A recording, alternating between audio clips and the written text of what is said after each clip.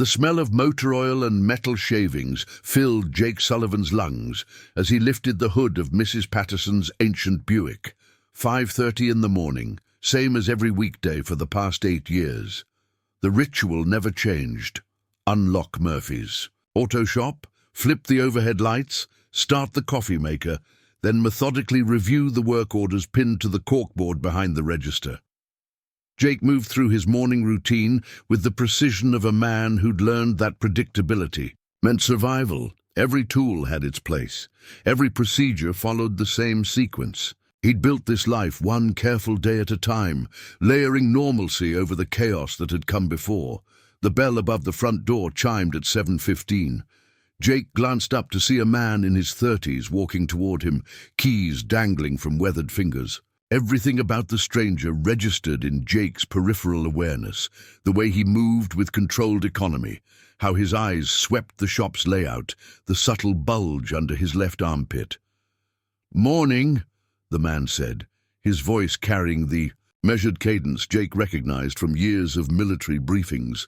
"I'm Marcus Rivera, called yesterday about the Mustang." Jake straightened, wiping his hands on a shop rag. "Right.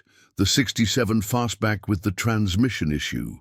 The vintage Mustang sat gleaming in the early Montana sunlight, its Highland green paint immaculate.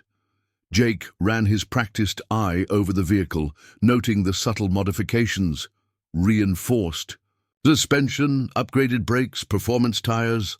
"She's beautiful," Jake said. "Original 428? 427 side oiler," Marcus replied, watching Jake's reaction carefully. "Numbers matching." Jake nodded, impressed despite himself. This wasn't just transportation, it was a statement piece worth more than the shop made in 6 months. "Before we jump back in, tell us where you're tuning in from, and if this story touches you, make sure you're subscribed, because tomorrow I've saved something extra special for you." Marcus popped the hood, revealing an engine bay so pristine it looked like a museum display. Transmission's been slipping in 3rd gear. Jake leaned over the engine, his trained eye cataloging details. The wiring harness showed signs of recent work, military-grade heat shielding that was overkill for a street car. Small details that most mechanics would miss, but Jake Sullivan hadn't always been a small-town mechanic. "I can have her on the lift by 9, Jake said, "probably looking at a day, maybe 2. "Fair enough." Marcus extended his hand. "Appreciate you fitting me in." Jake shook the offered hand, noting the calluses that spoke of recent weapon training and the slight tremor that suggested too much caffeine and not enough sleep. The morning passed in comfortable routine.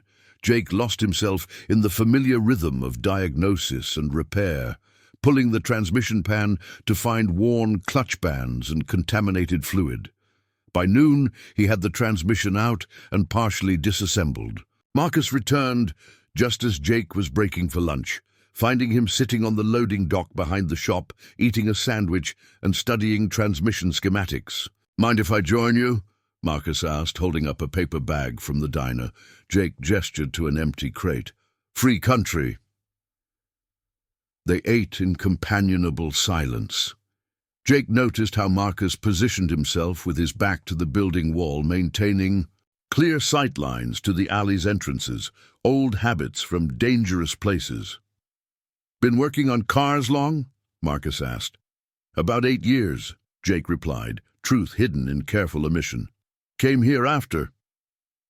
He let the sentence hang. Jake reached for his thermos of coffee, the motion pulling his sleeve up past his wrist. The movement was casual, unconscious, but it revealed 3 inches of faded ink, the distinctive outline of wings and crossed arrows. Marcus went very still. His sandwich stopped halfway to his mouth. "That's an interesting tattoo," Marcus said quietly. Jake glanced down at his exposed forearm, cursing internally. 8 years of careful anonymity, blown by reaching for coffee. "Got it when I was young and stupid," he said, pulling his sleeve back down. "Different life." "Delta Force," Marcus stated rather than asked. There was no point in denying what Marcus had obviously recognized.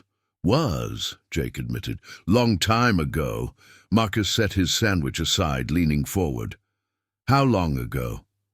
Something in his tone made Jake's instincts sharpen. Why do you want to know? Because I've been looking for someone like you for 3 years. Marcus's voice carried an intensity that made Jake's pulse quicken. Someone who might have been in Afghanistan between 2014 and 2016. Someone who might have knowledge about operations that didn't make it into the official reports. Jake felt the walls he'd built around his new life beginning to crack. I don't know what you're talking about. Operation Ghost Dance, Marcus said quietly. Ring any bells? The words hit Jake like a physical blow. Ghost Dance. The mission that had cost him everything. The nightmare he'd spent 8 years trying to forget. No one was supposed to know that designation. Never heard of it, Jake lied, but his voice came out rougher than intended. Marcus studied his face with the intensity of a man trained in interrogation. My father was Sergeant Major Carlos Rivera, 3rd Battalion Rangers. He died trying to extract a Delta Force unit that got compromised during a classified operation near Kandahar. Official report says equipment failure killed everyone, the Delta team and the Rangers who went in after them. Jake's sandwich turned to sawdust in his mouth. Carlos Rivera. He remembered the name from the extraction briefing that had never happened. The report was wrong, Marcus continued. Someone survived, someone got out, and I think that someone has been fixing cars in Cedar Falls, Montana for the past 8 years. Jake stood abruptly, brushing crumbs from his work pants. Your transmission should be ready tomorrow afternoon. Wait. Marcus rose as well, blocking Jake's path. I'm not here officially. I just need answers about what really happened to my father. I told you, my father died believing he was saving men who were already dead, Marcus interrupted. The only Delta operator whose body was never recovered was listed as KIA, James Sullivan, unit designation Ghost 6. His eyes locked onto Jake's. But Jake Sullivan is a pretty common variation of James, isn't it? The loading dock seemed to tilt under Jake's feet. James Sullivan had died in the mountains of Afghanistan. Jake Sullivan was just a quiet mechanic, but Marcus Rivera had found him anyway. What do you want? Jake asked quietly. The truth, Marcus replied. About Ghost Dance, about why good men died chasing ghosts. Jake looked at this earnest young ranger, seeing echoes of his own certainty from a lifetime ago. The truth is dangerous. Some things are better left buried. Not this, Marcus insisted. Not when it cost my father his life. Jake studied the son of a hero who died trying to save his team. Carlos Rivera had been a good soldier who'd followed orders and paid the ultimate price. His son deserved better than lies. But the truth about Ghost Dance could destroy more than just Jake's peace. It could topple governments and careers and paint targets on everyone who knew the real story. If I were this James Sullivan, Jake said carefully, what makes you think he'd want to revisit the worst day of his life? Because running from the past doesn't honor the dead, Marcus replied. It just lets the people responsible keep getting away with murder. The words hung heavy between them. Jake felt the weight of 8 years of silence, the guilt he'd carried like a stone in his chest. I need time to think, Jake said. How much time? Give me until your car's ready, then we'll talk. Marcus nodded slowly. Fair enough. He paused. For what it's worth, I don't think you're running from your past. I think you're protecting people from it. Jake watched him walk away, disappearing around the corner. The alley fell quiet, except for distant traffic and the mechanical sounds of a small town going about its business. 8 years of peace, shattered by a vintage Mustang and a son's quest for answers. Jake looked down at his forearm, where faded wings and arrows marked him as what he'd once been, a warrior trained for impossible things. The question was whether Jake Sullivan, the mechanic, could handle the return of Ghost 6, or if acknowledging his past would destroy everything he'd built in Cedar Falls. Marcus's hand tightened on the steering wheel as he pulled away from Murphy's auto shop. 3 years of hunting leads had led him to a quiet mechanic in Montana, and the recognition in Jake Sullivan's eyes when he'd mentioned Ghost Dance confirmed everything. His father's voice echoed in his memory. The last phone call before Carlos Rivera had shipped out for what should have been routine extraction. "Take care of your mother, mijo. I'll be back before you know it." But he hadn't come back. None of them had, officially. Marcus parked outside the Cedar Falls diner, processing what he'd learned. Jake Sullivan moved like a man carrying invisible weight, spoke with careful precision, and bore the faded marks of an elite warrior. More than that, he'd recognize Ghost Dance immediately. The mechanic was James Sullivan, Ghost 6. Marcus was certain. Jake's hands shook as he tried to focus on the Mustang's transmission, but the precision that had kept him alive through 12 years of operations seemed to have deserted him. Every time he reached for a tool, he saw Carlos Rivera's face from the mission briefing, a career NCO with laugh lines and family photos tucked into his helmet band. The flashback hit without warning. The mountains of Afghanistan materialized around him, jagged peaks cutting into a blood-colored sky. Ghost Team was 3 clicks from extraction when the world exploded. The intelligence had been wrong. Dead. Wrong. Instead of an abandoned cache, they'd walked into a kill box with 20 fighters in prepared positions. "Ghost 6 to Overwatch. We are compromised. Request immediate extract." Negative, Ghost 6. No extract available for 6 hours. 6 hours? They had maybe 6 minutes. "Bear, take Johnson and Martinez up the North Ridge. Ramirez, suppress that machine gun." Orders came automatically as his team moved with fluid precision. The ambush lasted 17 minutes. When the shooting stopped, Jake Sullivan was the only one breathing. Jake jerked back to the present, his work shirt soaked despite the autumn chill. The transmission lay disassembled, but he couldn't remember the last 10 minutes. His hands were steady now. They always were during episodes, muscle memory from years when showing weakness meant death. The shop's landline rang. Sarah Murphy's voice came through, concerned. "Jake, you missed lunch. Mrs. Patterson said you looked pale." Jake closed his eyes, forcing his breathing to slow. Sarah had developed an uncanny ability to sense his bad days, though she'd never pressed for explanations. "Just working through lunch. Lost track of time." "The transmission giving you trouble?" "Nothing I can't handle." The lie came easily. "Dad always said difficult jobs were worth taking extra time on." Her voice carried warmth that usually centered him, but today it only emphasized how much he stood to lose. "Why don't you come by for dinner? I made too much chili, and Danny's been asking about that carburetor rebuild." The invitation was tempting. Sarah's kitchen table had become the closest thing to family Jake had known in 8 years. But Marcus Rivera was asking questions, and questions led to answers that could endanger everyone. "Rain check, this job's got me tied up." The pause told him Sarah caught his evasion. "Jake, is everything all right?" "Fine, just tired." "You know you can talk to me, right? About anything." The offer hung heavy with unspoken understanding. Sarah had served as a combat medic, not long enough for serious action, but long enough to recognize trauma in the veterans who drifted through Cedar Falls. She'd never pushed for details, but her gentle acceptance had been an anchor. "I know," he said quietly. "Thanks, Sarah." Marcus spent the afternoon canvassing Cedar Falls, introducing himself as Jake's friend from service. The responses surprised him.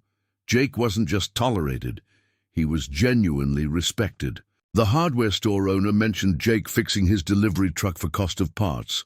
The librarian told him about quiet donations to children's programs. Sheriff Vasquez described Jake as solid, the kind of neighbor you want when trouble comes. None of it fit Marcus's mental profile.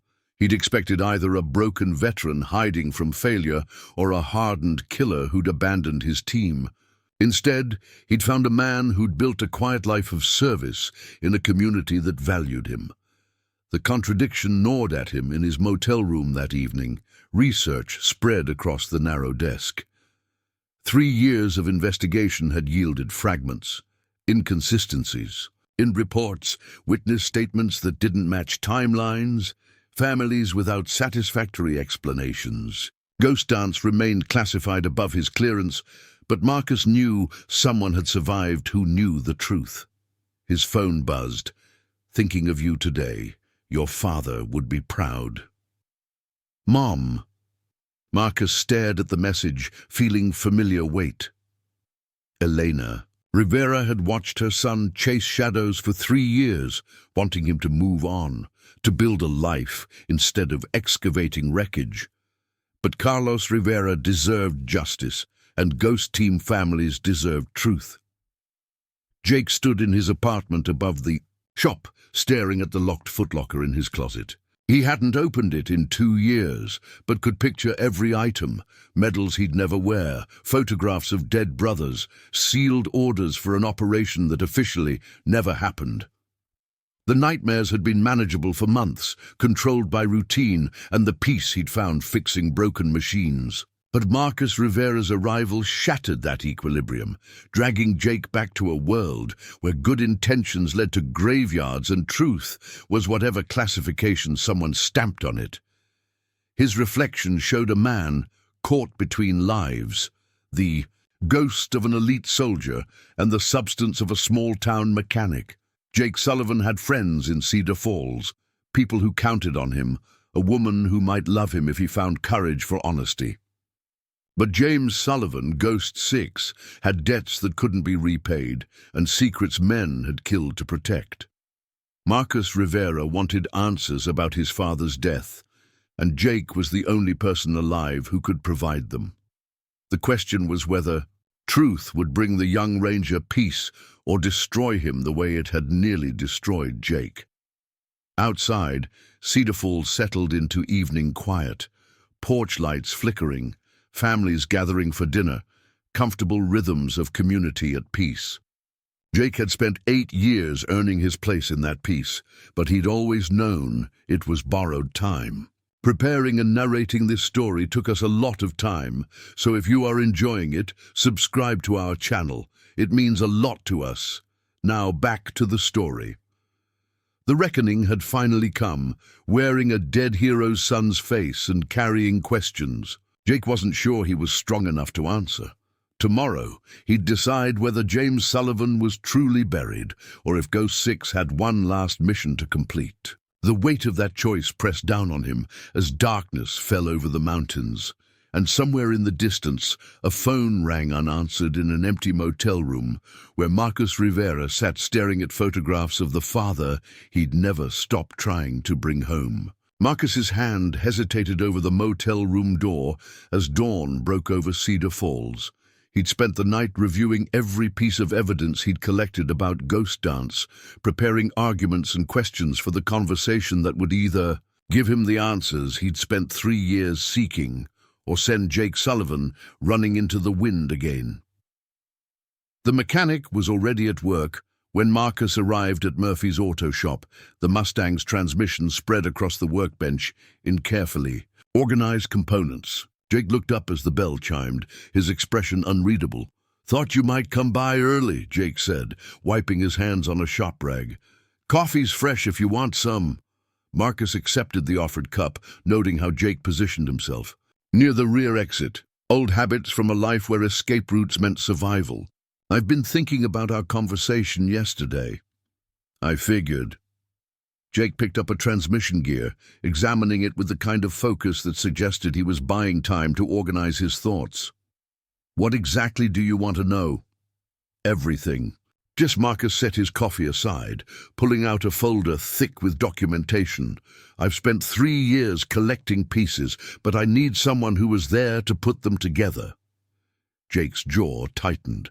"Some things are classified for good reasons." "My father died for those classified reasons," Marcus replied, his voice carrying an edge of controlled anger. Sergeant Major Carlos Rivera, 22 years of service, Purple Heart, Bronze Star. He volunteered for the extraction mission because the official request said American operators were pinned down and needed immediate assistance. Something flickered across Jake's face. Pain, recognition, guilt. I remember your father from the briefing photos. Good soldier. Good man. Then you'll understand why I need to know what really happened. Marcus opened his folder, spreading photographs and documents across Jake's workbench. Official report says equipment failure caused a helicopter crash that killed the entire extraction team and the Delta unit they were trying to rescue. But the crash site investigation found inconsistencies. Jake studied the photographs, his expression growing darker. Where did you get these? 3 years of asking the right questions to the right people. Some things don't add up. Marcus pointed to a highlighted section of text. Radio transcripts. Show your team was in contact with command for 47 minutes after the supposed equipment failure. Medical examiner's report on the Delta casualties shows wounds inconsistent with a helicopter crash. You need to be careful who you share this with, Jake said quietly. I'm sharing it with you because I think you're the only person left alive who knows what really happened. Marcus pulled out another document. James Sullivan, Ghost 6, team leader. Officially listed as KIA, body never recovered. But the extraction team my father led was briefed that all Delta operators were already dead. Jake's hands stilled on the transmission parts. What's your point? My point is that someone lied. Either you were alive when my father's team went in, or command sent them on a suicide mission to extract corpses. Marcus leaned forward, his voice intense. Which was it? The silence stretched between them, broken only by the distant sound of traffic on Main Street. Jake seemed to be weighing something, calculating risks that Marcus couldn't see. Your father was a hero, Jake said finally. He didn't deserve what happened to him. Then tell me what happened. Jake walked to the shop's front window, checking the street with the automatic caution of a man who'd learned that threats could come from anywhere. When he turned back, his expression had changed. The careful mask of Jake Sullivan, the mechanic, replaced by something harder, more dangerous. Ghost Dance was supposed to be a simple intelligence grab, he began, his voice taking on the clipped cadence of a military briefing. 6-man team, in and out, minimal contact expected. We were targeting a Taliban cache site that intelligence said had been abandoned for weeks. Marcus pulled out a notepad, but Jake shook his head. Nothing gets written down, nothing gets recorded. You want the truth? You get it my way. Marcus nodded, putting the pad aside. The intelligence was wrong, not just wrong, deliberately falsified. We walked into a prepared ambush with 20 fighters in defensive positions. Someone wanted Ghost Team dead, and they used Taliban fighters to do their dirty work. Who would do that? Jake's expression grew grim. Someone with access to our mission parameters, our insertion route, our extraction timing. Someone who knew exactly where we'd be and when we'd be there. Marcus felt a chill run down his spine. I'm talking about betrayal at the highest levels, Jake interrupted. Ghost Dance wasn't a mission that went wrong. It was an execution order disguised as an operation. The implications hit Marcus like a physical blow. If Jake was right, then his father hadn't died in a failed rescue attempt. He'd died because someone in command had orchestrated the entire catastrophe. But you survived, Marcus said. Barely. Jake's voice carried the weight of survivor's guilt. 4 of my men died in the initial ambush. Bear, Tommy Kowalski, and I held out for 6 hours, waiting for extraction that never came. When the Taliban finally overran our position, I was unconscious from blood loss. They must have assumed I was dead. What about Bear? Jake's expression darkened further. Bear was captured. I found out later that he died in interrogation. The lie came smoothly, practiced over 8 years of telling it. The truth, that he didn't know what had happened to his best friend, was too dangerous to share. So, how did you get out? I crawled. For 3 days through those mountains, half dead from wounds and exposure. By the time I made it to a forward operating base, Ghost Team was already listed as KIA and the cover story was in place.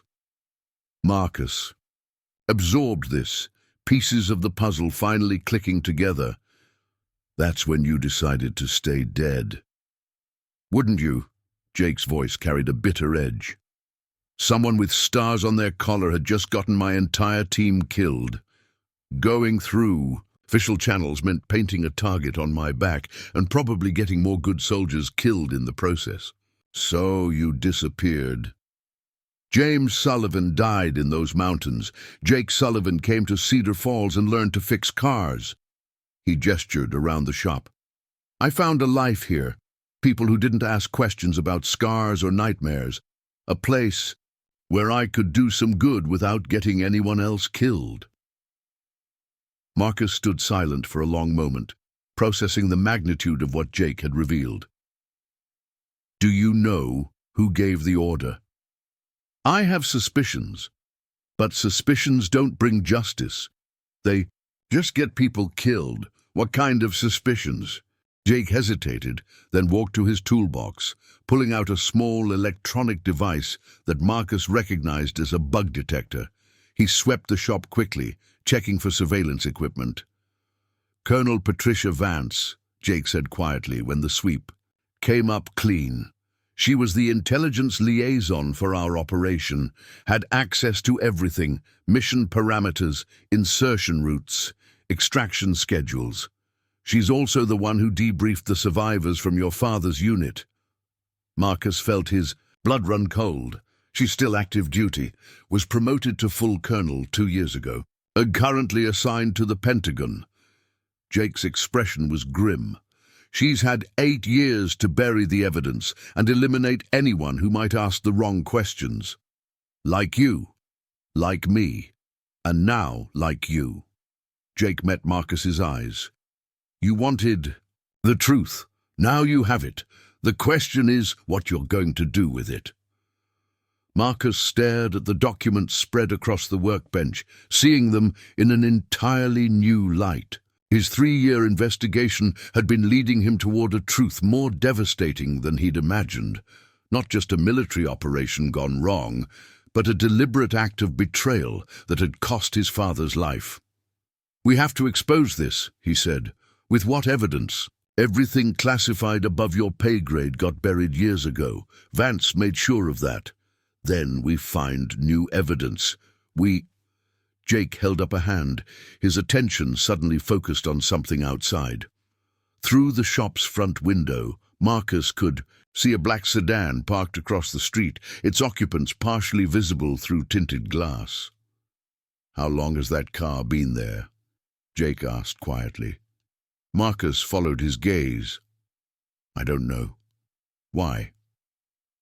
Jake was already moving, pulling down the shop's front shade and switching off the overhead lights. Because in my experience, people who sit in cars watching auto shops usually aren't looking to get their oil changed. The weight of their conversation suddenly took on new urgency. Jake Sullivan had spent 8 years flying under the radar, but Marcus Rivera's investigation had apparently attracted the wrong kind of attention. What do we do?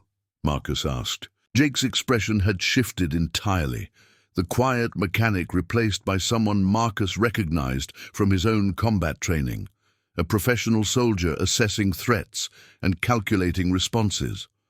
We assume they've been listening. We assume they know everything you've learned and everything I've told you. Jake moved to a gun safe, hidden behind his workbench, spinning the combination with practiced efficiency. And we prepare for the possibility that someone doesn't want the truth about Ghost Dance to see daylight.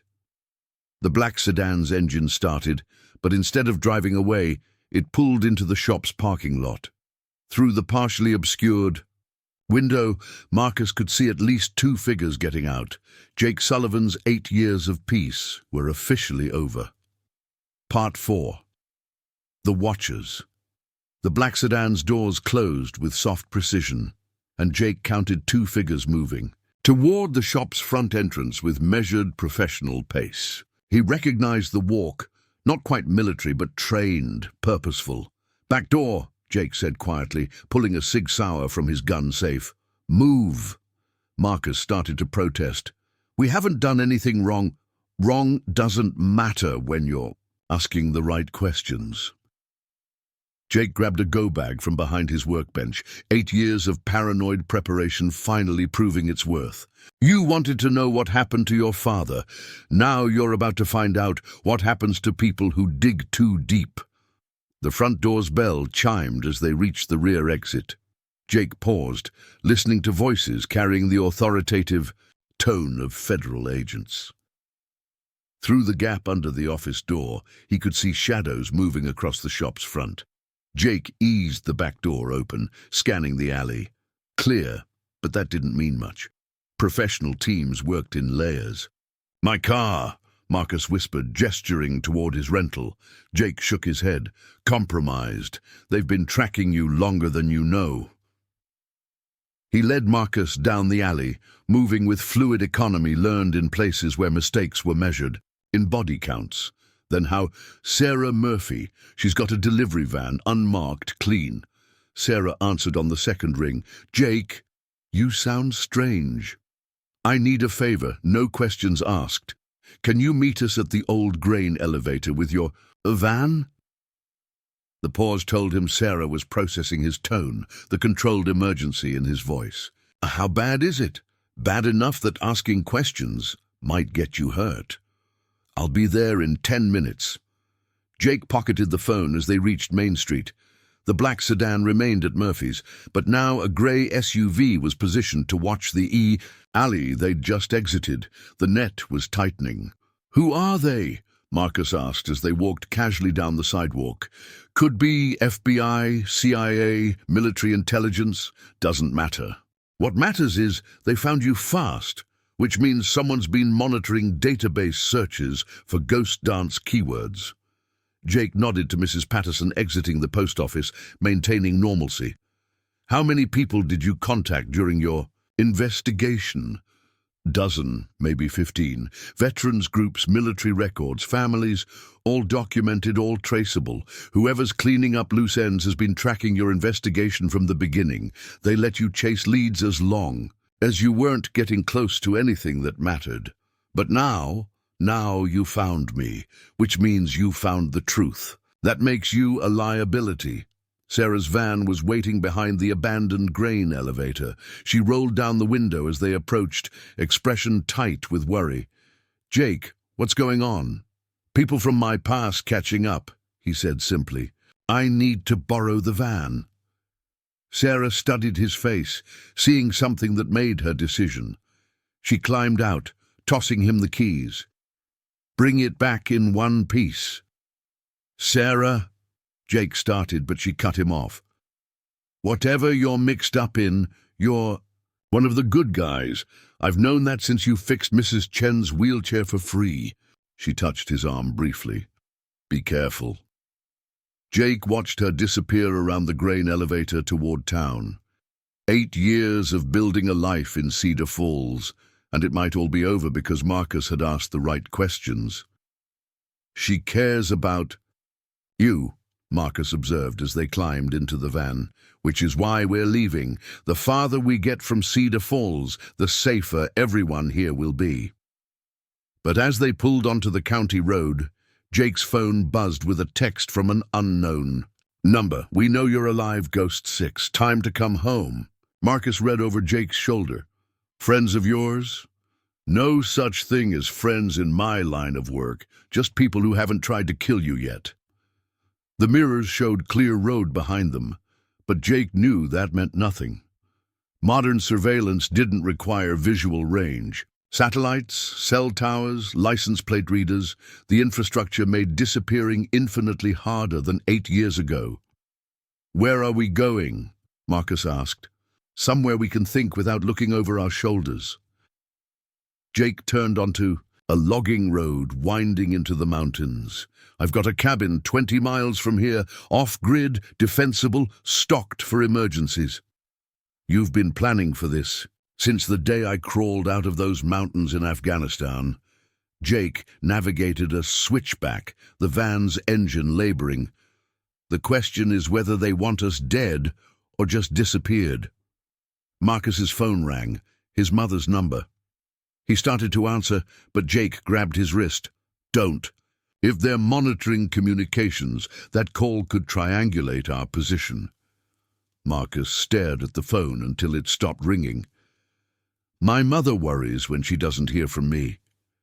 Your mother will worry more if you're dead. Jake took another turn, following a barely visible track through pine forest. Turn off the phone, pull the battery. This is insane. We're American citizens. We have rights. Jake's laugh held no humor. Rights are for people who aren't inconvenient. To national security, Ghost Dance was classified at levels most senators don't have clearance for. The cabin appeared through trees like a survivalist's fever dream. Solar panels, satellite dish, enough defensive positions to hold off a small army. 8 years of preparation for a war Jake had hoped would never come. Welcome to Plan B, he said, parking behind the cabin. Inside, the cabin was spartanly furnished but well-equipped, communications gear, weapons cache, months of supplies. Jake immediately went to monitors, showing security camera feeds around the perimeter. Jesus, Marcus whispered, taking in Jake's preparations. You really have been expecting this. Expecting it, planning for it, hoping it would never happen. Jake activated the security system, arming sensors and alarms. But hope isn't a strategy. One monitor flickered, showing movement on the access road. 2 vehicles moving slowly, methodically searching. How did they find us so fast? Marcus asked. Jake was already pulling weapons from the cache, checking loads with automatic efficiency. Because I made a mistake. I trusted that 8 years was long enough for people to stop caring about one dead soldier. The vehicles stopped about a mile down the mountain, occupants deploying in what Jake recognized as standard search pattern. Professional, thorough, familiar. Military? Marcus asked, studying the screen. Worse, private contractors. No rules of engagement, no oversight, no accountability. Jake handed Marcus a rifle and tactical vest. They'll shoot first and classify, the bodies later. Marcus hefted the weapon, Ranger training taking over. How many? At least 8, probably more. Jake studied tactical maps, calculating fields of fire and escape routes. They'll try to take us alive first. Dead men. Can't answer questions. And if we don't cooperate? Jake's expression was grim as he chambered around. Then they'll settle for making sure we don't talk to anyone else. The radio crackled with intercepted communications, hunters coordinating their approach. Jake recognized the call signs, the tactical language, the professional calm of operators who'd done this before. Colonel Patricia Vance wasn't taking chances. She'd sent her best people to clean up the loose ends Ghost Dance had left behind. The war Jake Sullivan had been avoiding for 8 years had finally come to Cedar Falls. The tactical radio crackled, with coordinated movement reports as Jake watched 8 figures advance through the forest on his security monitors. Professional spacing, overlapping fields of fire, textbook assault formation. Whoever Colonel Vance had sent, they weren't taking any chances. Contact in 15 minutes, Jake said, checking his rifle's optics. They're good, but they're expecting to find a broken-down mechanic, not someone who remembers how to fight. Marcus adjusted his tactical vest, muscle memory from Ranger training asserting itself. What's the play? Survival first, answers second. Jake moved to a weapons locker, pulling out additional magazines and a handful of flashbang grenades. These people aren't here to arrest us. They're here to clean up loose ends. The radio chatter revealed the hunters' strategy: surround the cabin, use tear gas to force them out, capture if possible, but eliminate if necessary. Standard operating procedure for a black ops cleanup. Jake. Marcus's voice carried a weight that made Jake look up from his preparations. Before this goes sideways, I need you to know something. My investigation wasn't just about my father. What do you mean? Marcus pulled a folded document from his jacket pocket. There were other families, other operations that went wrong. Around the same time as Ghost Dance, Patton suggests someone was systematically eliminating special operations teams that might have learned inconvenient truths. Jake studied the document, seeing names and dates that painted a disturbing picture. How many? 17 operations over 3 years, 46 operators killed, all listed as equipment failures or enemy action, all connected to intelligence provided by the same liaison, Vance. She's been cleaning house for years, Jake. You weren't the only survivor. You were just the only one smart enough to stay dead. The implications hit Jake like a physical blow. Ghost Dance hadn't been an isolated betrayal. It had been part of a systematic campaign to eliminate anyone who might expose whatever Vance was protecting. Movement on the east perimeter, Jake said, watching the monitors. The assault team was getting into position, professional and patient. We need to move. But as they prepared to evacuate through the cabin's hidden tunnel, Jake's phone rang. The caller ID showed Sarah Murphy's number. Jake's blood ran cold. They have her. Marcus looked at the phone, understanding immediately. Don't answer, it's a trap. I know it's a trap. Jake stared at the phone, 8 years of carefully maintained distance crumbling in an instant. But it's Sarah. The phone stopped ringing, then immediately started again. Same number, same impossible choice. Jake, don't... Jake answered the call, putting it on speaker. Hello, Ghost 6. The voice was crisp, professional, with the slight accent that suggested expensive education and military breeding. Colonel Patricia Vance, calling personally to end what she'd started 8 years ago. Vance? I'm disappointed, James. 8 years of playing dead and you throw it all away for what? A mechanic's curiosity about his father's death? Jake's finger hovered over the end call button. But Vance continued before he could disconnect. I have your friends here with me. Sarah Murphy, age 32, former Army medic. Her brother Danny, age 16, aspiring mechanic, such a close family. Remind you of anyone? The threat was clear, delivered with the casual precision of someone accustomed to having ultimate leverage. Jake closed his eyes, seeing Sarah's face, remembering Danny's enthusiasm for learning engines, feeling the weight of 8 years of borrowed peace. What do you want? Simple trade, you for them. Walk out of that cabin with your hands visible, and I'll let your adopted family go home to their normal lives.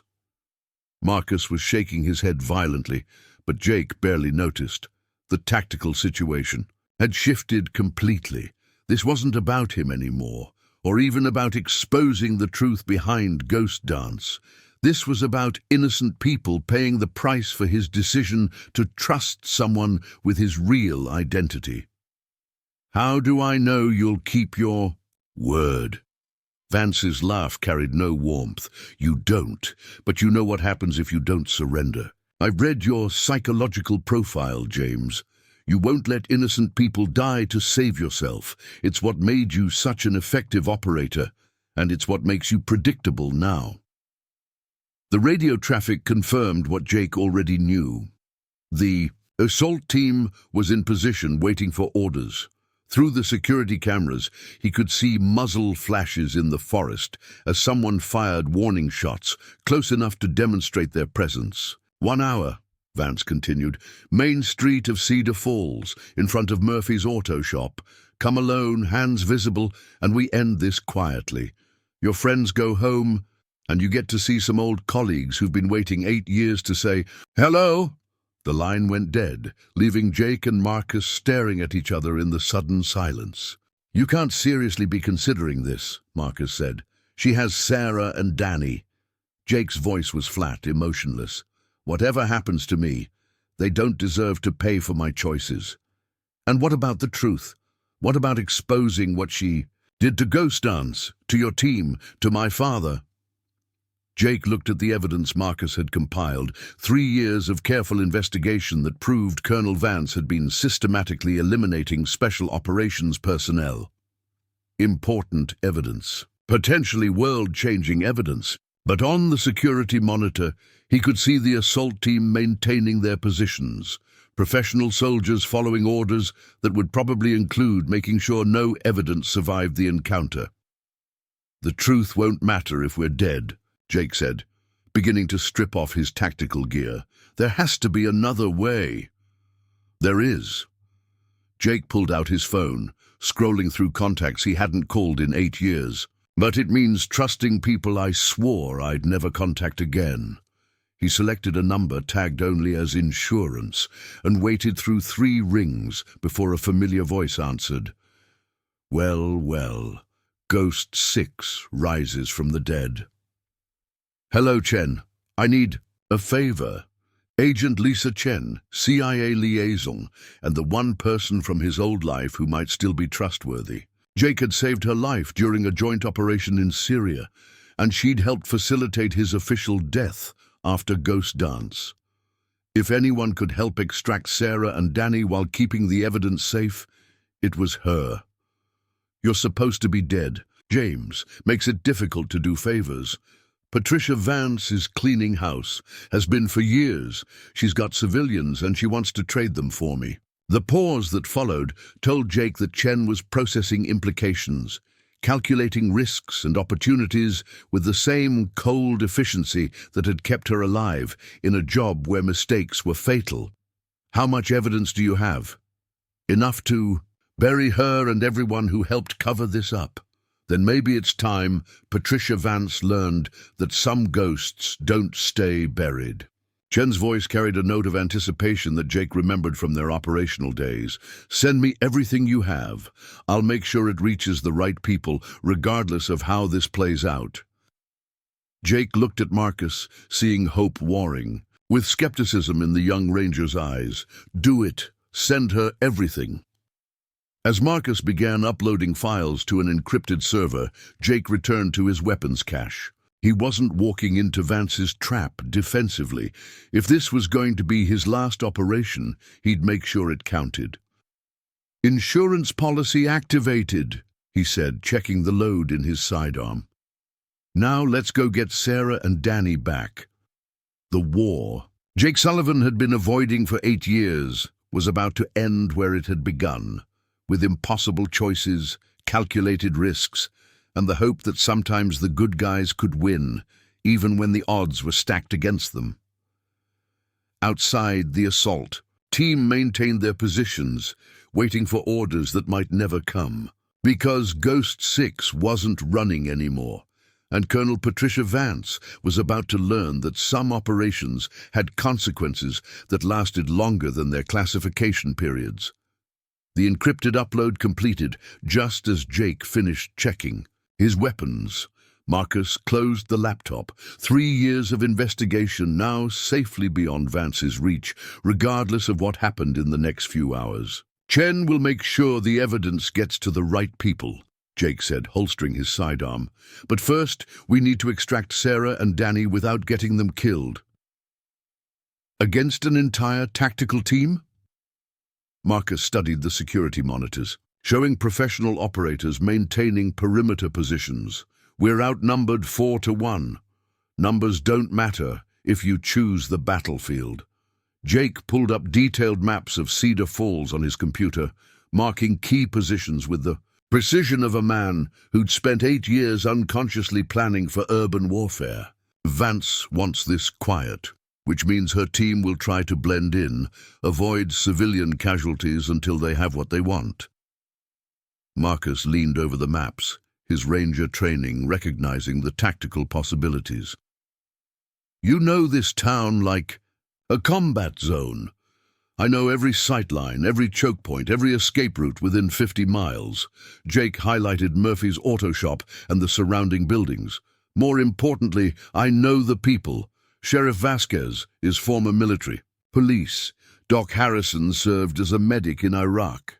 Half the volunteer fire department are veterans. You want to involve civilians? I want to stack the deck. Jake reached for a secure phone he hadn't used in 2 years. Vance is counting on me being isolated, having no backup, no support network. She's wrong. The first call went to Sheriff Elena Vasquez. She answered on the second ring, her voice carrying the professional calm of someone accustomed to emergency calls. Jake, it's past midnight. I need your help, Elena. Sarah and Danny Murphy have been taken by people claiming to be federal agents. I don't think they're legitimate. The pause that followed carried weight. Sheriff Vasquez had always suspected. Jake was more than he appeared, and now he was confirming it. How do you know they're not federal? Because they want to trade the Murphys for me, and federal agents don't usually kidnap civilians to force surrenders. Jake kept his voice calm, factual. These people are connected to my military service. Things I can't talk about, but people who shouldn't be operating on American soil. What do you need? Discreet surveillance on Main Street, official presence that makes it difficult for them to operate freely, and if shooting starts, evacuation, routes for civilians. Sheriff Vasquez was silent for a long moment. Jake, what aren't you telling me? That I'm former special operations, that people are trying to kill me to cover up war crimes, and that Sarah and Danny are in danger because I made the mistake of caring about people. The words came out harder than Jake intended. I can't ask you to trust me based on 8 years of fixing cars and keeping my head down, but I trust you, Elena interrupted. You've earned that. What's the timeline? 1 hour, Main Street in front of Murphy's. I'll be there. Backup units positioned discreetly. Emergency services on standby. Her voice carried the authority of someone taking command of a bad situation. Jake, these people you're dealing with, how dangerous are they? Jake looked at the security monitors showing professional killers maintaining tactical positions around his cabin. Very, but not as dangerous as they think I am. The second call went to Agent Chen, who answered immediately despite the late hour. Upload complete. This is bigger than just ghost dance, James. 17 operations, systematic elimination of special ops personnel who might have compromised whatever Vance is protecting. Any idea what she's protecting? Not yet, but I've got people running the patterns. Whatever it is, it's worth killing American soldiers to keep secret. Chen's voice carried the satisfaction of a hunter closing in on prey. How do you want to play the exchange? I don't. I want to turn it into an extraction operation with official cover. Jake outlined his plan quickly. Professional soldier to professional soldier. Can you provide federal oversight? Already mobilizing a response team. Patricia Vance is about to discover that some operations require proper authorization. The satisfaction in Chen's voice was evident. Try not to get killed before we can officially arrest her. The third call was the hardest. Sarah's cell phone, knowing that Vance or her people would answer. Hello, James. Vance's voice carried smug satisfaction. Ready to end this charade? I want proof of life. Put Sarah on the phone. A pause. Then Sarah's voice, strained, but controlled. Jake, don't. They're not who they claim to be. Danny's okay, but these people... The phone was taken away before she could finish. Satisfied? Vance asked. Now let's discuss terms. You have 30 minutes to... No. Jake's voice carried the flat authority of a man who'd commanded special operations teams. You have civilians on American soil without proper authorization. That makes this a federal crime, not a military operation. I have authorization. From who? Because Agent Chen at Langley says no such authorization exists, and she's very interested in meeting you officially. Jake, let that sink in. Move, Colonel, but make it fast, because in 20 minutes this becomes a multi-agency investigation with congressional oversight." Vance's silence stretched long enough for Jake to know he'd scored a hit. Whatever authorization she thought she had wouldn't stand up to official scrutiny, which meant her timeline had just accelerated dramatically. "You're bluffing. Test me. But remember, dead hostages can't testify about unauthorized operations on American soil." Jake's voice hardened. "How do you think your superiors will react when they learn you kidnapped civilians to cover up the systematic murder of American Special Operations personnel?" The line went dead, but Jake knew he'd accomplished his goal. Vance's careful operation was now a rapidly deteriorating situation with official attention and time pressure. Professional soldiers made mistakes when rushed, and mistakes created opportunities. Marcus was studying the tactical maps with new interest. "You just backed her into a corner." "Cornered animals are dangerous, but they're also predictable." Jake began loading equipment into tactical packs. "She's got maybe 20 minutes before this becomes too official to handle quietly. That means she'll either cut and run or escalate to full violence." "Which do you think she'll choose?" Jake looked at the evidence Marcus had compiled. 17 operations, 46 dead operators, a pattern of systematic elimination that had lasted 3 years. Patricia Vance had spent too much time and effort covering up whatever ghost dance had threatened to expose. She'll escalate. Whatever she's protecting is worth more to her than the risk of official investigation. Jake shouldered his pack, weapons and equipment distributed with the precision of long practice, which means we're about to find out what secret was worth killing my entire team to protect. The secure radio crackled with intercepted communications. Vance's assault team receiving new orders, repositioning for immediate action rather than patient surveillance. The hunters had become the hunted, and they were adapting with professional efficiency. "Movement on all perimeters," Marcus reported, watching the security monitors. "They're pulling back." "Not pulling back, repositioning for urban operations." Jake activated the cabin's self-destruct sequence, ensuring that 8 years of hiding wouldn't provide intelligence to his enemies. "Time to go. Cedar Falls is about to become a battlefield, and Sarah and Danny are caught in the middle." As they moved through the hidden tunnel that led to an exit a quarter-mile from the cabin, Jake felt the familiar weight of command responsibility settling on his shoulders. For 8 years, he'd been Jake Sullivan, the mechanic, a man who fixed broken things and avoided complications. But tonight, Ghost 6 was going operational again, and Patricia Vance was about to learn that some soldiers were too dangerous to let live, even when they were officially dead. The war that had started in the mountains of Afghanistan was about to end on Main Street in Cedar Falls, Montana, with innocent lives hanging in the balance and the truth about Ghost Dance finally coming to light. The explosion that consumed Jake's cabin lit up the Montana sky at 2:47 a.m., sending a pillar of flame into the darkness that could be seen from Cedar Falls 15 miles away.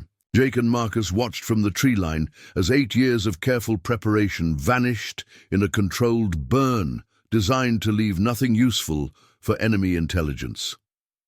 "No going back now," Marcus said, shouldering his pack. "There was no going back the moment you walked into my shop." Jake checked his watch. 18 minutes until Vance's revised deadline. But now she knows we're not playing by her rules. They moved through the forest with the fluid precision of soldiers who'd learned that noise discipline meant survival. Jake's knowledge of the terrain gave them routes that avoided the logging roads where Vance's assault team would expect them to travel. Instead, they followed game trails and creek beds, approaching Cedar Falls from the north, where the industrial district provided cover and concealment. Jake's radio crackled with intercepted communications as Vance's team regrouped after the cabin explosion. Their chatter revealed professional frustration.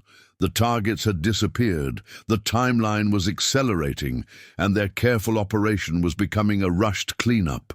Overwatch to ground teams, targets are mobile. Adjust to urban intercept pattern. Copy Overwatch, civilian population still active downtown? Negative. Local law enforcement has cleared Main Street for gas leak investigation. You have operational freedom. Jake smiled grimly. Sheriff Vasquez was playing her part perfectly, using a fake gas leak to evacuate civilians while maintaining official cover for the federal response team that was undoubtedly positioning around the perimeter of town. They've cleared the civilians, Jake told Marcus as they reached the edge of town. Eleanor's giving us a clean battlefield. And giving Vance's team operational freedom, Marcus pointed out. That cuts both ways. Jake studied the streets of Cedar Falls, seeing them with tactical eyes for the first time in 8 years. Every storefront he'd helped fix, every building where he'd done electrical work, every alley where he'd retrieved Mrs. Patterson's escaped cat. All of it now. Potential battleground. They know the terrain, but I know the people who shaped it. Murphy's auto shop sat dark and quiet in the center of Main Street, flanked by Sheriff Vasquez's patrol car and an unmarked sedan that probably contained Sarah and Danny. Jake could see at least 4 tactical positions around the shop where Vance's team had established Overwatch, professional soldiers with clear fields of fire and radio coordination. But they'd made one critical error. They'd assumed Jake Sullivan would approach like a broken veteran seeking to trade himself for hostages. They weren't expecting Ghost 6 to come hunting. I count 8 positions, Marcus whispered, studying the scene through binoculars. 10, Jake corrected, spotting 2 additional concealed positions that Marcus's military training hadn't identified. Roof of the bank, 2nd floor of the courthouse. Classic L-shaped ambush with layered fire support. How do we extract Sarah and Danny without getting them killed? Jake was already moving, leading Marcus through a network of alleys that would bring them to the rear of the buildings facing Main Street. We don't extract them, we eliminate the threat, then they walk out on their own. The first position was a sniper's nest in the bell tower of the old church, chosen for its commanding view of Main Street, but isolated from mutual support. Jake approached from the building's blind spot, using maintenance access he'd helped install. 3 years earlier, when the congregation had updated their electrical system, the sniper never heard him coming. One moment he was scanning Main Street through his scope, the next he was unconscious with zip-tie restraints and his radio disabled. Jake appropriated the man's communications gear, giving him access to Vance's tactical network. Nest 1 to Overwatch, all quiet on the north approach. Copy Nest 1. Maintain position. Jake smiled as he moved to the 2nd position, a 2-man team covering the east-west intersection from the roof of Hendricks Hardware.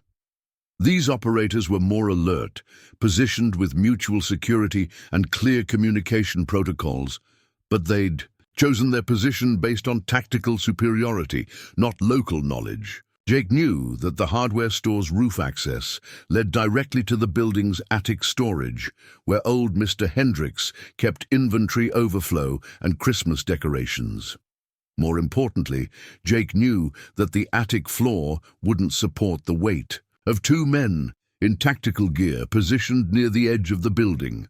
The controlled collapse brought both operators down through the ceiling in a shower of insulation and plaster, landing hard enough to disable them without permanent injury.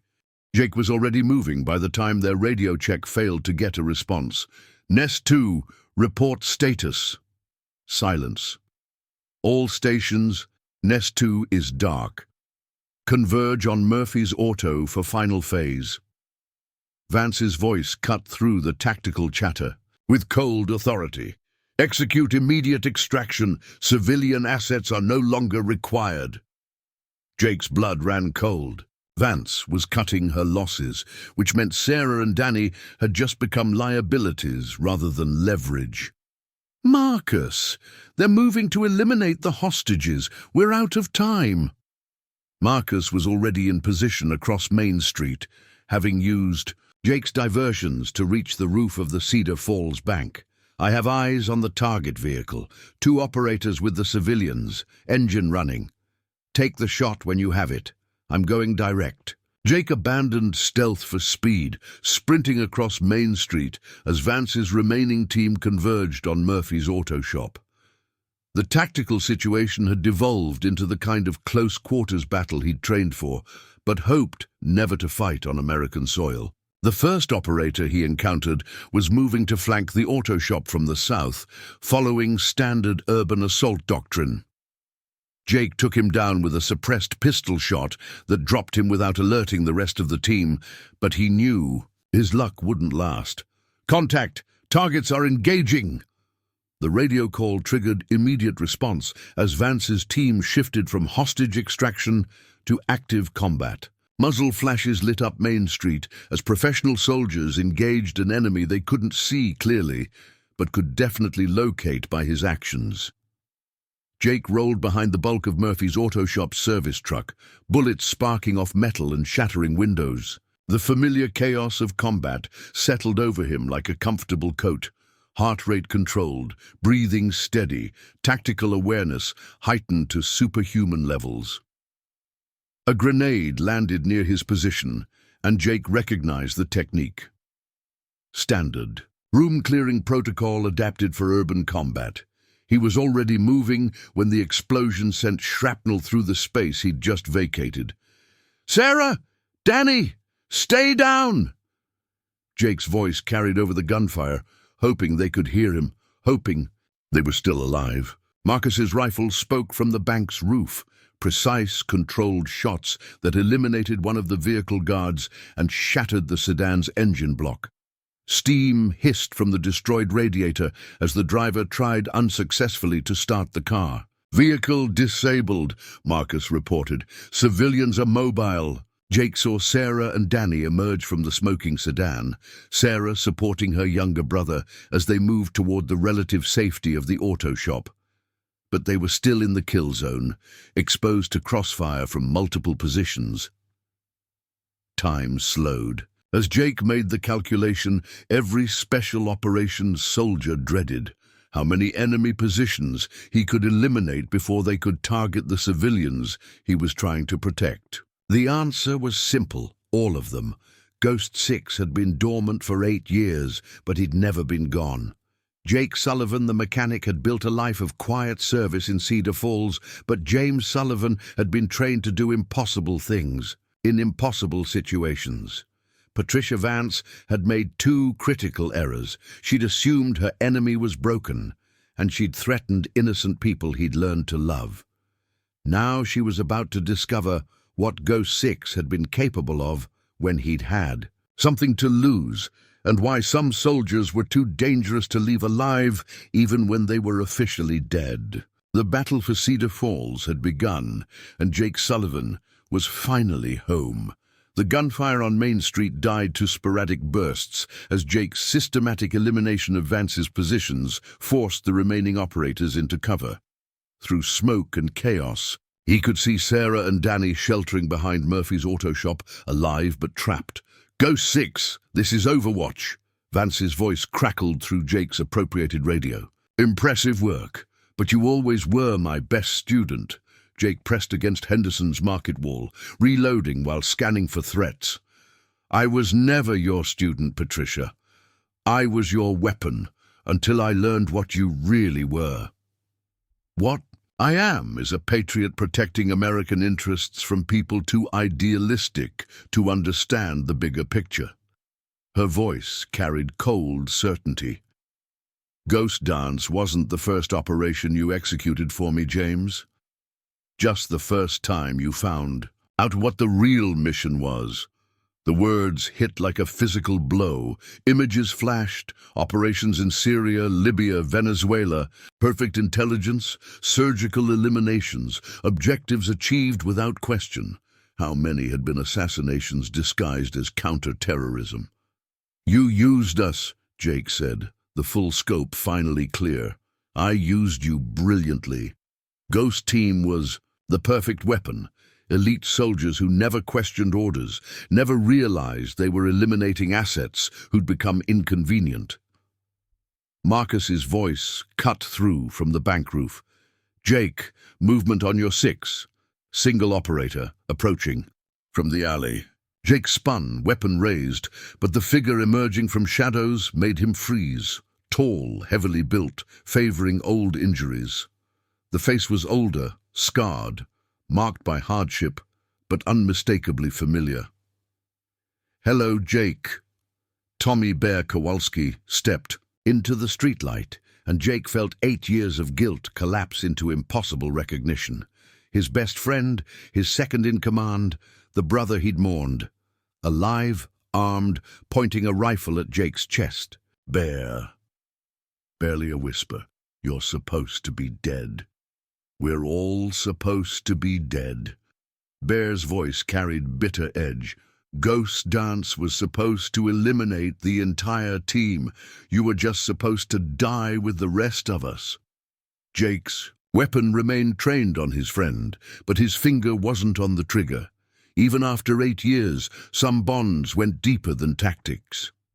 What happened to you? I got captured instead of killed. 3 months in Taliban prison being tortured for information I didn't have. Bear's eyes carried haunted recognition Jake knew from his own mirror. When Vance's people extracted me, they told me you'd abandoned us, left us to die while you disappeared with classified intelligence. That's a lie. Is it? Bear stepped closer, rifle steady. I've spent 5 years working for Patricia, cleaning up messes. Every mission brief mentioned Ghost 6, the traitor who sold out his team. Jake felt the weight of 8 years' isolation, survivor's guilt that had nearly destroyed him. But seeing Bear alive, even turned into Vance's weapon, felt like resurrection of dead hope. Bear, listen. Ghost Dance was a setup from the beginning. Vance used us to eliminate targets, then tried to kill us to cover it up. I didn't abandon you. I crawled out half dead, thinking you were gone. Prove it. Jake slowly reached into his vest, pulling out a photograph he'd carried 8 years. Ghost Team at their final briefing. 5 soldiers grinning like they owned the world. You remember this. 2 hours before insertion. You joked about Martinez's mustache, said he looked like a 70s porn star.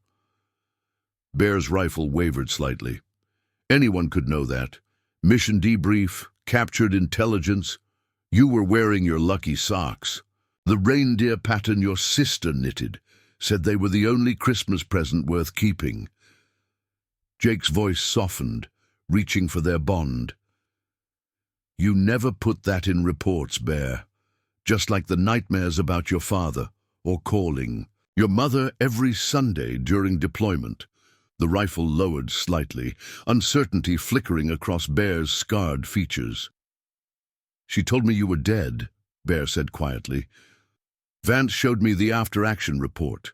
Equipment failure, entire team KIA.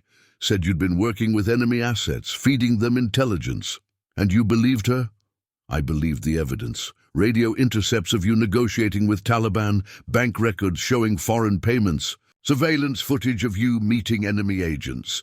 Bear's voice carried pain of forced betrayal. She had proof, Jake. Undeniable proof you'd sold us out. Jake felt pieces clicking, sophisticated forgeries, manufactured evidence, careful campaign to turn his friend into a weapon aimed at his heart. Vance hadn't just betrayed Ghost Team, she'd corrupted survivors.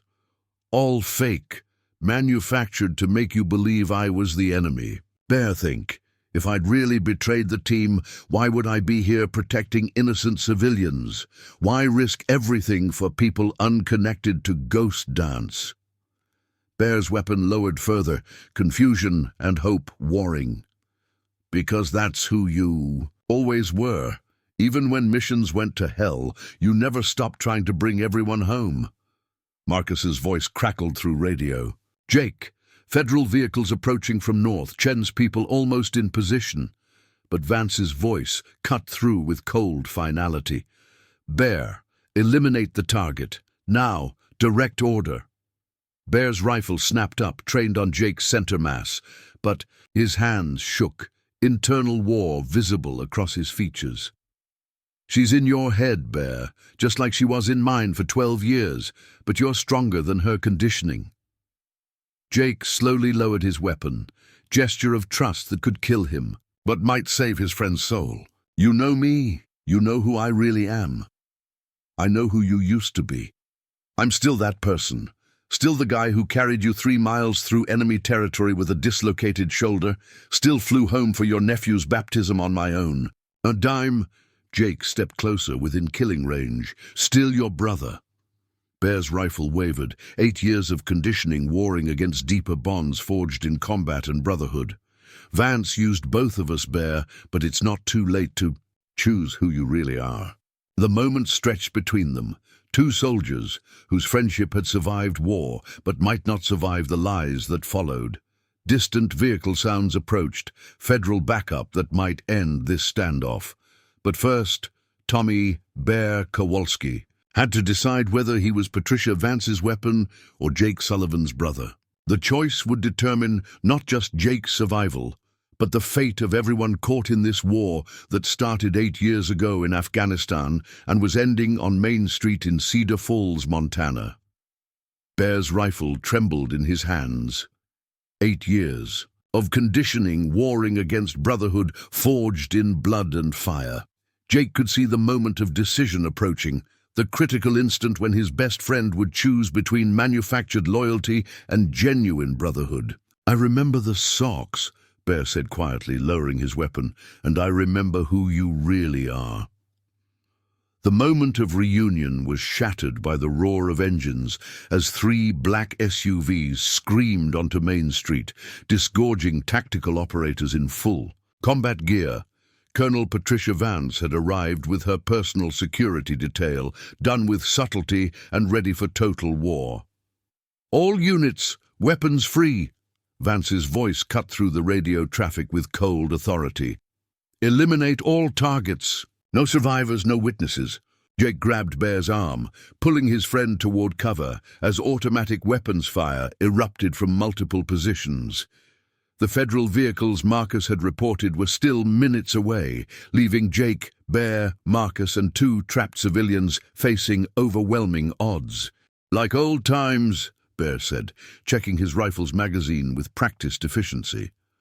"Except this time we know who the real enemy is," Jake replied, spotting Vance's command position in the armored SUV at the south end of Main Street.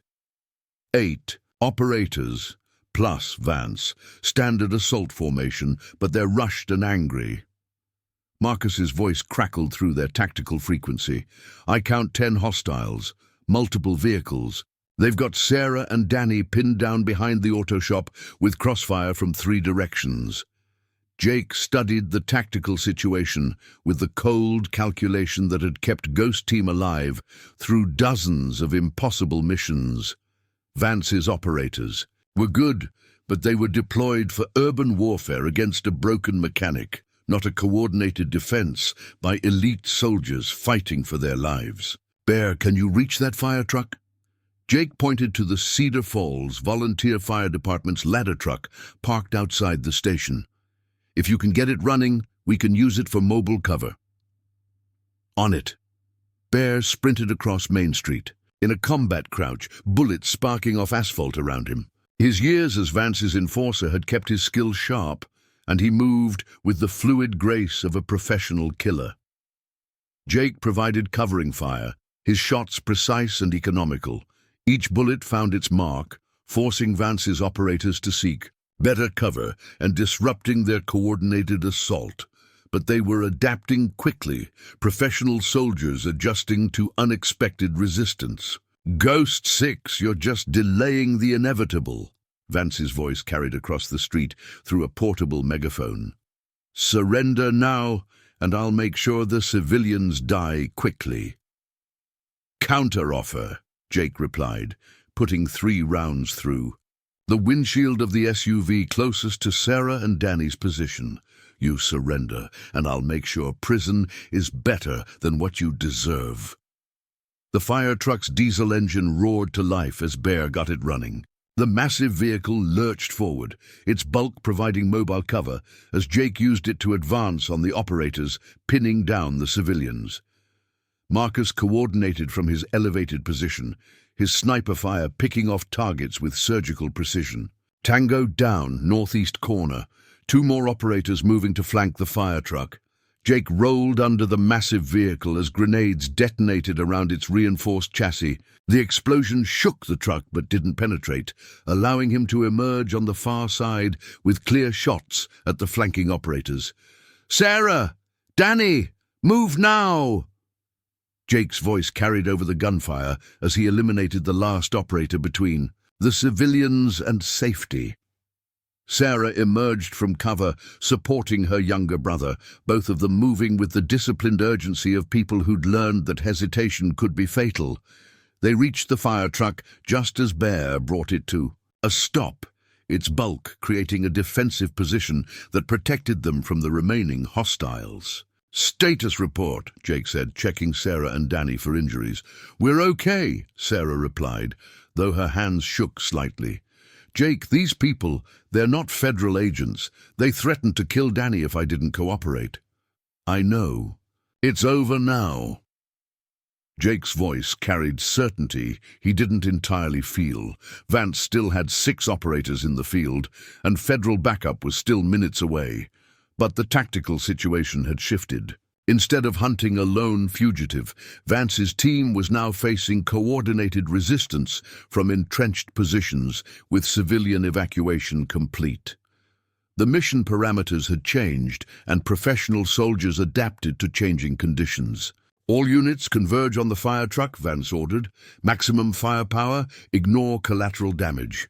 The final assault came from 3 directions simultaneously, classic combined arms tactics that would have overwhelmed any normal defensive position. But Jake, Bear, and Marcus weren't normal defenders. They were elite special operations veterans, fighting for their lives and the lives of innocent people they'd sworn to protect.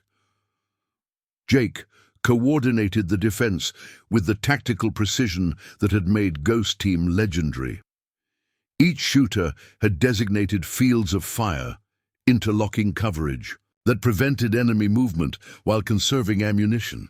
Bear's years as Vance's enforcer had taught him the enemy's tactics, giving them crucial intelligence about assault patterns and probable avenues of approach. "Frag out," Marcus called, dropping a grenade into the midst of advancing operators. The explosions scattered the assault, buying precious seconds for repositioning.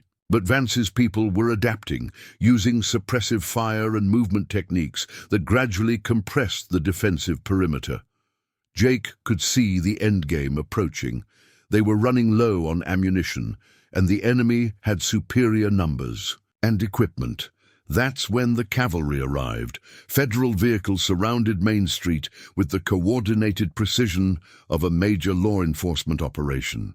FBI, DEA, and military police units deployed with overwhelming force, megaphones demanding surrender from all armed personnel.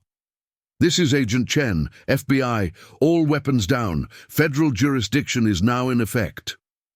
The gunfire stopped, as if a switch had been thrown. Vance's operators, trained to avoid official entanglement, found themselves caught between Jake's defensive position and federal agents with arrest warrants and congressional oversight. "Patricia Vance," Agent Chen's voice carried across Main Street with the authority of someone who'd been hunting this moment for months. "You're under arrest for conspiracy, murder, and violation of the Posse Comitatus Act." Jake watched through the fire truck's windshield as federal agents surrounded Vance's command vehicle. The woman who'd orchestrated years of systematic murder, who'd betrayed Ghost Team and corrupted survivors like Bear, finally faced the justice that had been 8 years in coming. But Vance wasn't finished. Through his appropriated radio, Jake heard her final transmission to her remaining operators. "Scorched Earth Protocol. Eliminate all evidence." The explosion that followed lit up Main Street like daylight, Vance's command vehicle disappearing in a fireball that shattered windows 3 blocks away. Patricia Vance had chosen death over capture, taking her secrets with her in a final act of defiance. Jake stared at the burning wreckage, feeling the weight of 8 years finally lifting from his shoulders. Ghost dance was over. The truth was out. The people responsible were dead or captured. But most importantly, the people he'd learned to love were safe. "It's over," he said quietly, more to himself than anyone else. Bear clasped his shoulder, the gesture carrying 8 years of grief and guilt finally resolved. "Yeah, brother, it's finally over." As federal agents secured the scene and paramedics checked the civilians for injuries, Jake Sullivan stood in the middle of Main Street and watched his 2 worlds finally converge. Ghost 6 had completed his last mission, and Jake the mechanic could finally come home. 3 months after the Battle of Main Street, Jake Sullivan stood in the rebuilt Murphy's auto shop, watching Danny Murphy install a carburetor with methodical precision. The teenager's hands were steady, confident, no longer shaking from memories of federal agents and gunfire transforming their quiet town into a battlefield. "Torque specifications?" Jake asked. 25 foot-pounds, cross-pattern tightening," Danny replied without looking up. "And yes, I checked the gasket seating and used thread locker." Jake smiled, seeing glimpses of the mechanic Danny would become. Patient, thorough, understanding that attention to detail meant the difference between success and failure. A lesson Jake had learned in dangerous places, but the principle remained the same.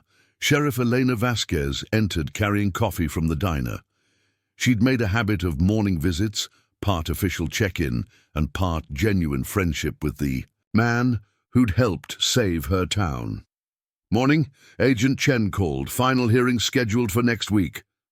Jake nodded. The ghost dance investigation had uncovered conspiracy reaching the highest levels of military intelligence, requiring months of testimony. Colonel Vance's death had eliminated the primary architect, but her network was still being unraveled. "Will you testify again?" "One more time. Senate Intelligence Committee wants closed session about operational security." Jake sipped his coffee, tasting the familiar blend. "After that, James Sullivan gets officially resurrected, and Jake Sullivan gets to stay who he is." Agent Chen's legal fiction allowed Jake to maintain his current identity while resolving his official status. Complex paperwork involving witness protection and national security classifications. But the result was simple. Jake Sullivan, mechanic and Cedar Falls citizen, would continue to exist without Ghost 6 haunting his past. "Speaking of staying who you are," Elena said with a knowing smile, "Sarah's been asking when you'll stop being stubborn about dinner invitations." Jake felt heat rise in his cheeks. His relationship with Sarah had evolved carefully over 3 months, built on honesty instead of careful omissions. She knew about Ghost Dance now, about years of hiding and carried weight. More importantly, she'd chosen to stay anyway. "I'm not being stubborn, I'm being cautious." "You're being an idiot," Danny called from under the Buick's hood. "My sister likes you, you like her, and you've proven you'll risk your life to protect us. What more do you need?" The landline rang, interrupting Jake's comeback. He recognized the caller immediately. "Bear, how are you settling in?" Tommy Kowalski's voice carried lightness absent for years. "Good, really good. VA counselor says I'm making progress, nightmares down to twice weekly. The security firm in Denver offered me a position." Jake smiled, genuinely happy for his friend's recovery. Bear's deprogramming had been difficult, requiring months of therapy to separate genuine memories from manufactured conditioning. But the core of who Tommy Kowalski had been, loyal, protective, decent, had survived Vance's manipulation. Corporate security, executive protection, teaching defensive tactics, clean work for clean money, Bear continued. "You deserve it. All of it. We both do." 8 years carrying guilt for things that weren't our fault. Maybe it's time to let that go. After ending the call, Jake found Marcus Rivera examining Danny's carburetor work with professional interest. The Army Ranger had extended his leave indefinitely, spending months helping federal investigators while deciding his future. "Thinking about career change?" Jake asked. "Thinking about staying. Cedar Falls has grown on me. Sheriff Vasquez mentioned the town could use a deputy with military experience." Marcus gestured around the shop. "I never realized how satisfying it could be to fix things instead of breaking them." Jake understood. Combat soldiers often struggled with civilian transition, searching for purpose in a world disconnected from military intensity. But there was something healing about working with your hands, taking broken things and making them whole. "Auto mechanics don't make much money," Jake warned. "Neither do small-town deputies," Marcus grinned. "But both jobs let you sleep knowing you helped people." The afternoon passed in comfortable routine. Oil changes, brake repairs, diagnostic, work requiring patience and precision rather than split-second decisions. Jake found himself naturally explaining procedures to both Danny and Marcus. As closing time approached, Sarah arrived to pick up Danny, her presence brightening the shop. She'd changed since that night, more confident, direct, as if surviving. A hostage situation had stripped away her tolerance for uncertainty. "Jake Sullivan," she said, hands on hips in mock sternness. "Are you going to ask me to dinner, or do I have to ask you?" Danny snorted with laughter. "Told you she was done being subtle." Jake looked at Sarah, really looked at her, the woman who'd supported him through his worst moments, accepted his truth without judgment, proven some people were worth fighting for. The fear that had kept him isolated for 8 years seemed suddenly ridiculous. "Sarah Murphy," he said formally, "would you like to have dinner with me tonight?" "About time," she replied, kissing him softly. "I'll cook. You bring wine. Danny can make himself scarce." "I'll stay at Marcus's place," Danny grinned. "Give you privacy to figure out what took so long." As sunset painted Cedar Falls golden, Jake locked up Murphy's auto shop and walked toward a dinner invitation representing everything he'd thought he'd lost. Family, belonging, the possibility of a future built on truth instead of secrets. Ghost 6 had completed his final mission, bringing justice to those who'd betrayed Ghost Team and peace to surviving brothers. But more importantly, Jake Sullivan had learned that some wounds could heal, some truths were worth telling, and some people were worth the risk of loving again. The war that started in Afghanistan's mountains was finally over, and Jake Sullivan was finally home. Behind him, Murphy's auto shop sat quiet in gathering darkness, ready for another day of honest work in a community that had accepted him completely. The window sign still read Sullivan Automotive Repair, but now it represented more than carefully constructed identity. It represented a man who'd learned that redemption wasn't about escaping your past, but integrating it with your present, to build a future worth fighting for. And in Cedar Falls, Montana, that future was just beginning. Up next, you've got 2 more standout stories right on your screen. If this one hit the mark, you won't want to pass these up. Just click and check them out. And don't forget to subscribe and turn on the notification bell so you don't miss any upload from us.